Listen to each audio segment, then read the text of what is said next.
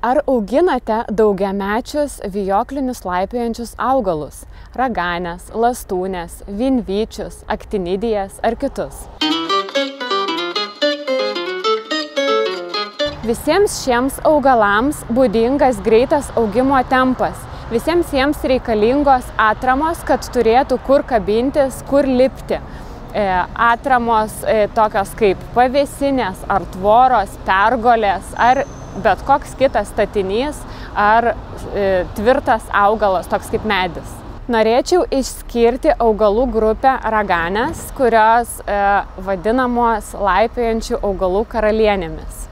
Raganės vienoje vietoje gali augti iki 20 metų, priklausomai nuo veislės gali pasiekti nuo 2 iki 4, kai kurios net ir daugiau metrų aukščio. Veislių pasirinkimas yra labai platus, stambiažiedės, smulkiažiedės, vidutinio dydžio. Yra tokių stambiažiedžių, kurios pasiekia net iki 25 cm žiedo skersmenį. Pilnavidurės, tuščiavidurės, įvairiausios spalvos. Kai kurios raganių veislės žydi tik tai pavasarį, kai kurios pavasarį ir po pertraukos rudenį žydėjimą pakartoja, bet jeigu turite pilnavidurę raganę ir jinai žydi pilnais žiedais pavasarį, po pakartojimo yra viskas tvarkoje ir normalu, jeigu raganė žydi jau paprastais žiedais. Čia tiesiog veislės savybė.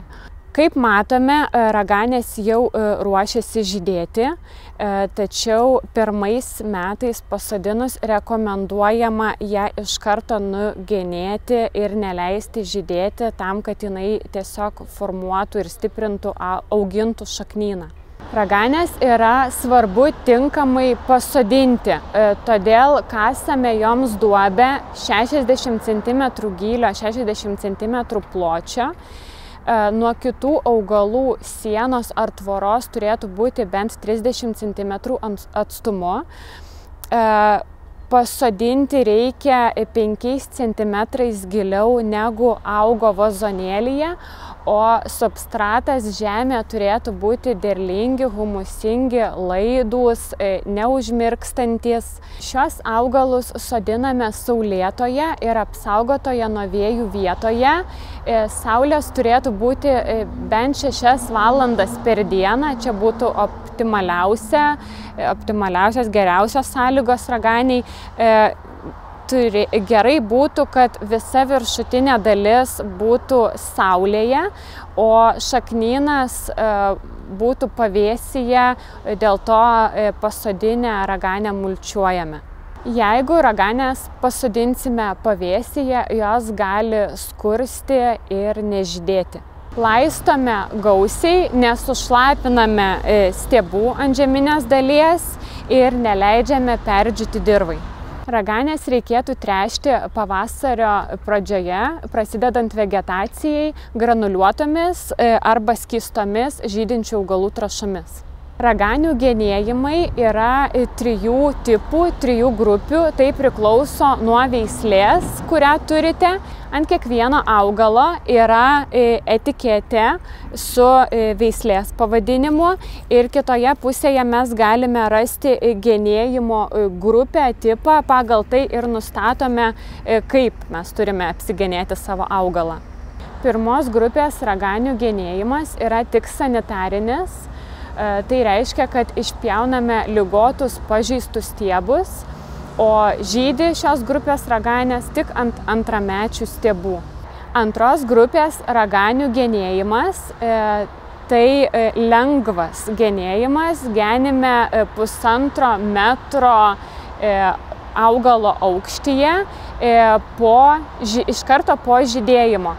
Tai raganių grupė, kuri žydi pavasarį ir po pertraukos rudenį žydėjimą kartoja. Šios grupės raganės žydi ir ant antramečių pirmiausiai stiebų ir ant pirmamečių stiebų. Trečios grupės raganių genėjimas yra stiprus, tai raganės žydinčios ant šių metų stiebų. Genime stipriai paliekant apie 30–50 cm augalą virš žemės. Raganės yra atsparios šalčiui, tačiau pirmais metais po pasodinimo rekomenduojama jas dengti. Laipiojančios hortenzijos kabinasi orinėmis šaknimis ir gali augti pavėsyje. Dekoratyviniai sausmedžiai žydi birželio Liepos mėnesiais labai dekoratyviais žiedais. Be galo gražus laipiojantis augalas yra vijoklinės rožės. Jų būna įvairių žiedų dydžių, spalvų, formų. Dažniausiai jos žydi ant antramečių stiebų. Yra tos, kurios arba žydi visą vasarą, arba žydėjimą kartoja. Lastūnės žydi nuo vasaros vidurio iki rudens labai dekoratyviais trimito formos žiedais.